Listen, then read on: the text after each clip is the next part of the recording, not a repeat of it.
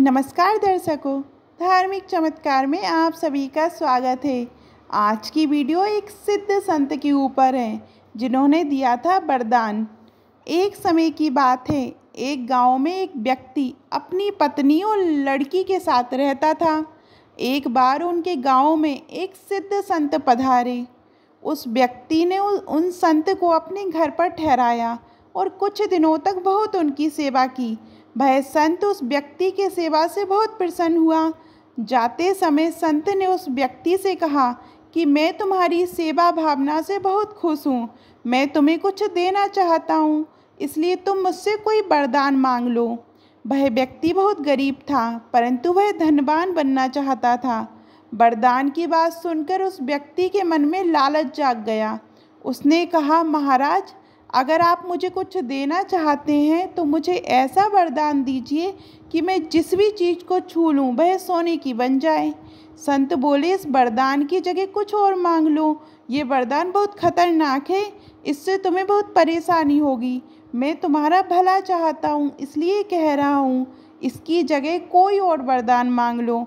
वह व्यक्ति बोला, महाराज, मुझे यही वरदान चाहिए। अगर आप मुझे कुछ देना चाहते हैं तो मुझे यही वरदान दीजिए। संत ने उस व्यक्ति को बहुत समझाया, परंतु वह व्यक्ति नहीं माना। अंत में संत ने उसे वरदान दे दिया कि तुम जिस भी वस्तु को छू लोगे वह सोने की बन जाएगी। यह वरदान देकर संत वहाँ से चले गए। वरदान पाकर वह व्यक्ति बहुत खुश हुआ।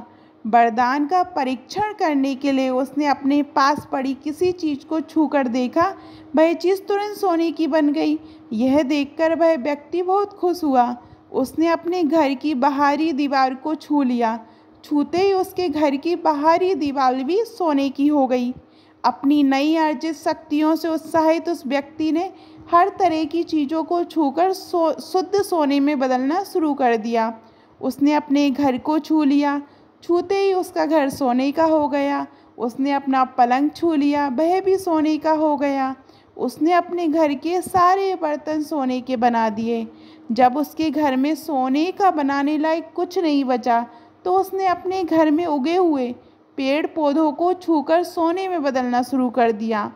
उसके घर में एक विशाल आम का वृक्ष था, उसने उसे छू लिया। उसके छूते ही पूरा वृक्ष तने, डालियों, पत्तों और फलों के सहित वह सोने का बन गया। ये सब करते करते जल्दी ही वह थक गया और उसे भूख लग गई। उसकी पत्नी उसके लिए सोने के थाल में भोजन लेकर आई। उसने जैसे ही खाने के लिए रोटी उठाई, वह रोटी भी सोने की हो गई। ये देखकर वह व्यक्ति घबरा गया। अब उसने खाने के लिए एक फल उठाया, वह फल भी सोने का बन गया। अब उस व्यक्ति को एहसास हुआ कि उसने ये वरदान मांगकर कितनी बड़ी गलती कर दी है। उसे लगा कि अब शायद उसे भूख से ही मरना पड़ेगा। ये सोचकर वह व्यक्ति ज़ोर ज़ोर से रोने लगा। अपने पति को रोता देखकर उसकी पत्नी उसे सांत्वना देने के लिए उसके पास आई। जैसे ही उसकी पत्नी ने उसे छुआ, वह भी सोने की बन गई। ये देखकर उस व्यक्ति की रूह काँप गई और वह ज़ोर ज़ोर से विलाप करने लगा और स्वयं को कोसने लगा। अब उसे उन संत की कही बात याद आने लगी। संत ने उसे बहुत समझाया था कि ये वरदान मत मांगो, परंतु वह नहीं माना। अब उसे अपने आप पर पश्चाताप होने लगा, परंतु अब वह कुछ नहीं कर सकता था। उसे इस प्रकार रोता देखकर उसकी लड़की उसके पास आने लगी। ये देखकर वह व्यक्ति जोर से चिल्लाया, मेरे पास मत आओ, नहीं तो तुम भी सोने की बन जाओगी।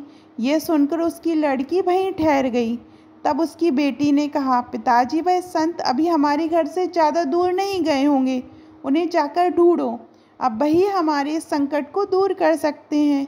बेटी की बात सुनकर वह व्यक्ति तुरंत उन संत को ढूंढने निकल पड़े। सारे दिन वह उन संत को ढूंढते रहे। अंत में शाम को उसने देखा कि वह संत एक पेड़ के नीचे ध्यान में बैठे थे। वह व्यक्ति उनके पास पहुंचा और दूर से उन्हें प्रणाम किया। जब संत ने उसके आने का कारण पूछा तो वह व्यक्ति जोर जोर से रोने लगा और अपने घर की सारी घटना उनको कह सुनाई।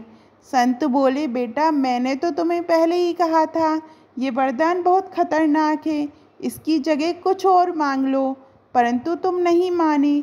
लालच के वशीभूत होकर तुमने मुझसे ये वरदान मांग लिया।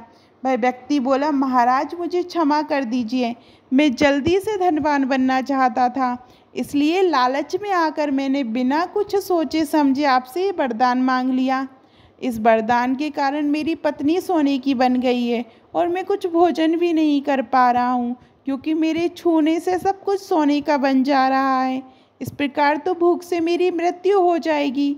अब मुझे ये वरदान नहीं चाहिए, कृपया आप इसे वापस ले लीजिए। संत मुस्कुराए और बोले, तुम्हें अपनी गलती का एहसास हो गया, परंतु तुमने एक बहुत अच्छा अवसर गंवा दिया। तुम वरदान में मुझसे कुछ ऐसा मांग सकते थे जिससे तुम अपना और सबका भला कर सकते थे। अब मैं अपना वरदान वापस लेता हूँ। अब तुम पहले की तरह एक साधारण व्यक्ति बन जाओगे और तुम्हारी स्पर्श शक्ति खत्म हो जाएगी, और अब तक तुमने जो कुछ भी सोने का बनाया है वह सब कुछ पहले जैसा हो जाएगा। ये कहकर वह संत पुनः ध्यान में बैठ गए। संत की बात सुनकर उस व्यक्ति को संतोष मिला और उसने अपने पास पड़े पत्थर को छूकर देखा। इस बार वह पत्थर सोने का नहीं बना था। ये देखकर वह व्यक्ति बहुत खुश हो गया और दौड़कर अपने घर पहुंचा। घर पहुंचकर उसने देखा कि उसका घर जो पहले सोने का था अब पहले जैसा हो चुका था। उसके घर में सब कुछ पहले जैसा हो चुका था। वह घर के भीतर गया। अब उसकी पत्नी भी पहले जैसी हो चुकी थी और उसने जो जो चीज़ें सोने की बनाई थी वह सब पहले जैसी हो चुकी थी। उसके घर पहुंचते ही उसकी पत्नी और बच्ची दौड़कर उसके पास आए। वह व्यक्ति उन्हें गले लगाकर बहुत खुश हुआ। अब सब कुछ पहले जैसा हो चुका था। इस घटना के बाद उस व्यक्ति ने सबक लिया और जीवन में कभी लालच ना करने की और जो उसके पास है उसी में संतोष में रहने की कसम खाई। इसके घटना के बाद भी सभी खुशी खुशी अपना जीवन यापन करने लगे। आपको ये कहानी कैसी लगी कमेंट में ज़रूर बताइएगा, और अभी तक आपने हमारे चैनल धार्मिक चमत्कार को सब्सक्राइब नहीं किया तो सब्सक्राइब करिएगा। धन्यवाद।